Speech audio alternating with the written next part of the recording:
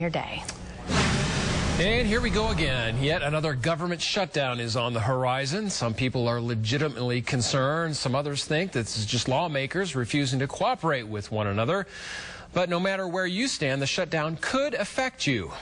I received a question from one of our viewers, Mike. He writes to me, I am retired military. I'm also on Social Security. If the Congress shuts down the federal government, how will that affect my retirement, disability payments, and Social Security? I'm on a fixed income, and I'm just a bit worried about getting the rent and other bills paid. Well, Lindsay Nadrich joins us live right now. Lindsay, can you help answer these questions for Mike? Dan, I can. If no deal is reached by midnight tonight or 9 p.m. our time and the government shuts down, there will be some huge impacts for a certain number of people, but other people won't be affected as much. For example, people like Mike will not see any changes. That's because Medicare benefits, Social Security, and military payment for retirees will still continue even if the government shuts down. However, there's still a lot of other programs that could be put on hold.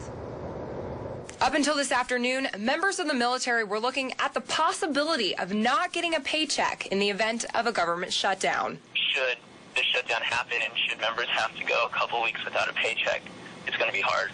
However, the House and Senate passed the Military Pay Act, which means members of the armed forces will still get their paychecks on time. They just passed a bill that ensures that our troops, those serving on the front lines, and those that support them are all protected in the case of a government shutdown. The only roadblock, the bill still needs to be signed by the president. Now, with only one issue resolved, there are still a lot of ways the shutdown could hurt the economy. According to the Congressional Research Service, the last 2 times the government shut down, it cost the country $1.4 billion. So here's what will happen if the government shuts down. If you're planning a vacation to, say, a national park, the zoo, or Smithsonian Museum, think again. Those will all be closed. You won't be able to go.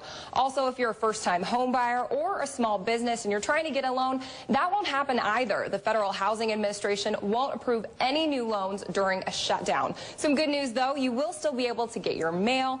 You'll still be able to receive Medicare and Social Security benefits. And finally, you will still be able to take a flight from the Spokane airport. The nearly 800,000 federal employees not considered essential would be placed on furlough. As for House and Senate members, well, they'll still get their paychecks. Programs for kids and moms could be hit hard as well. Head Start programs are funded through federal grant money, and those expire tomorrow. Also, the special supplemental food program for women, infants, and children, known as WIC, that's also funded by federal dollars.